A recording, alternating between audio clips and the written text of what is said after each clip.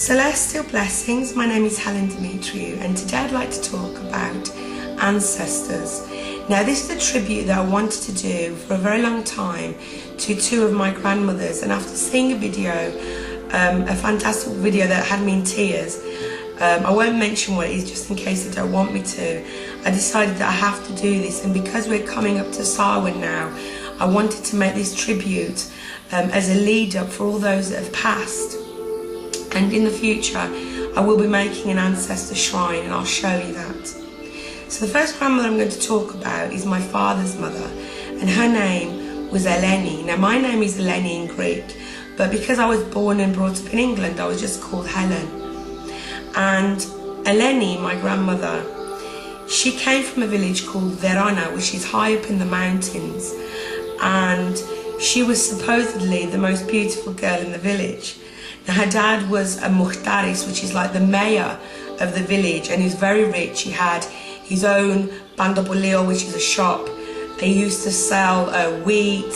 He had animals such as horses, donkeys, chickens, goats, and every man wanted to marry her because, one, she was very tall. She was about 5'7". I'm 5'8", and even when she was alive, she was, I was only a little bit taller than her.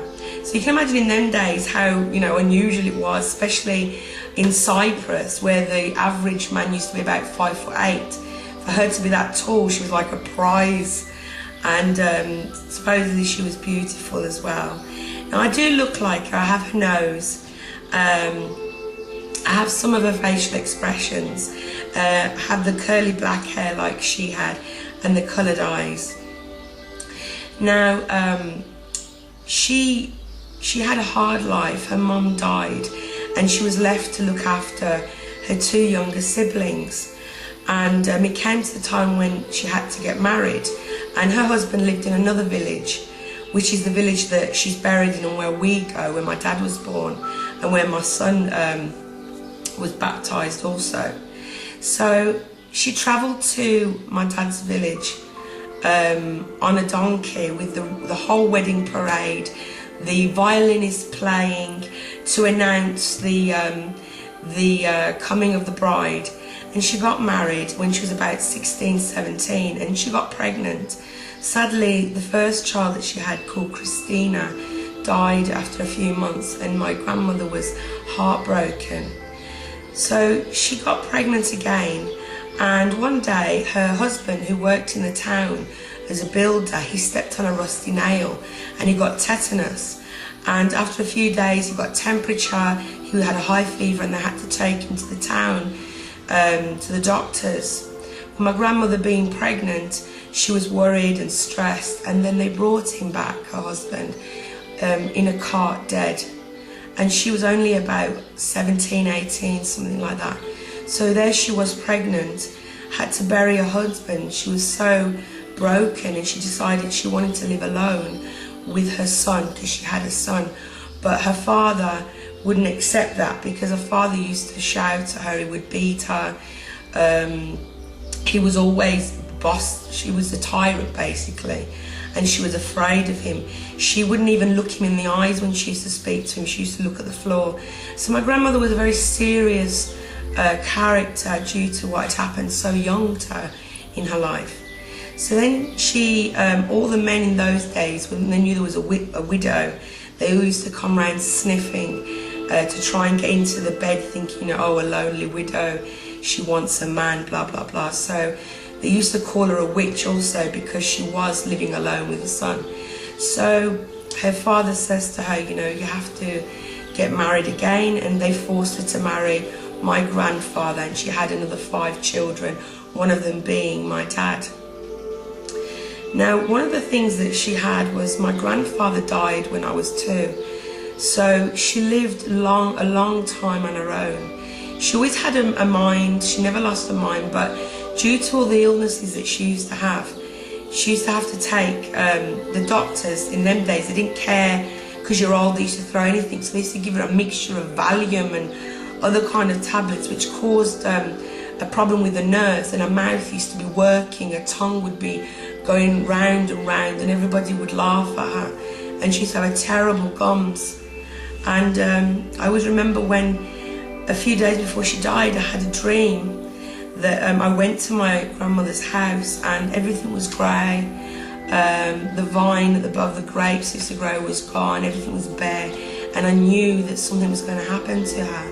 So when I woke up and I said to my dad, you know, you must phone Cyprus to see if Yaya is grandmother in Greek, if Yaya is okay.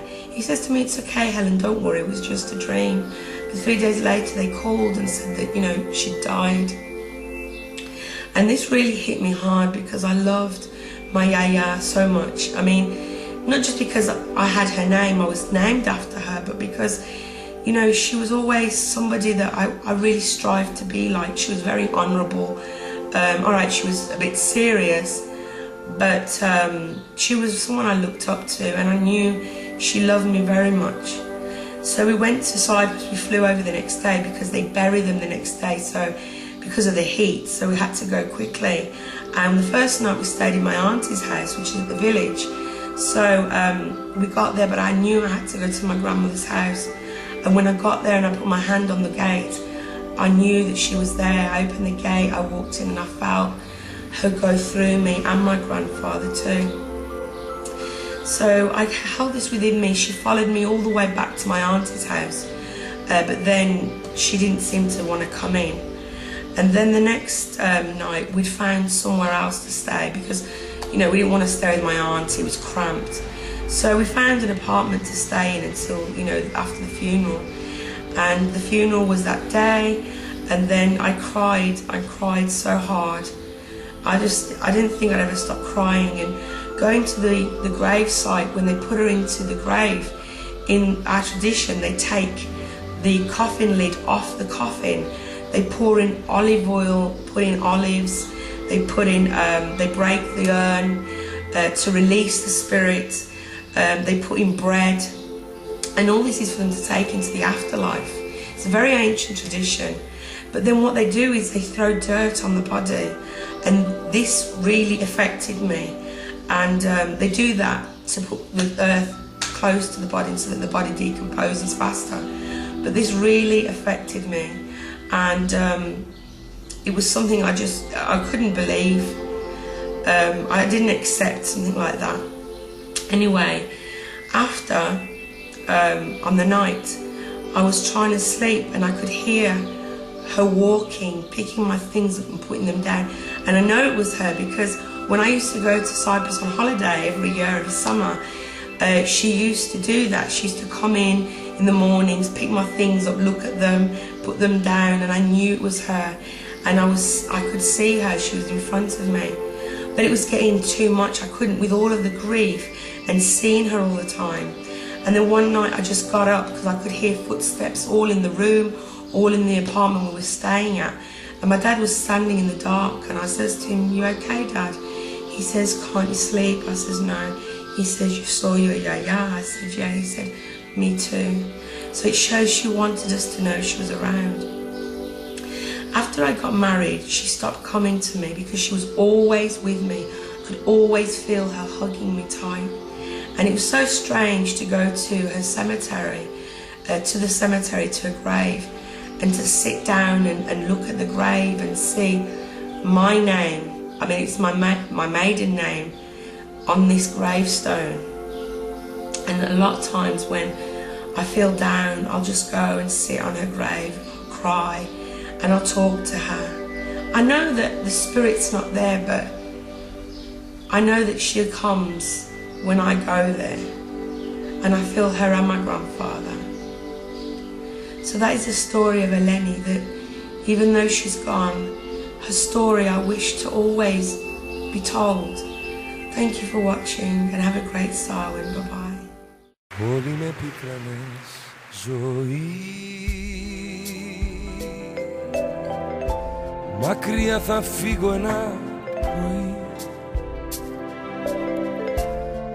θα ανέβω σε ένα αεροπλάνο, να δω τον κόσμο από εκεί πάνω.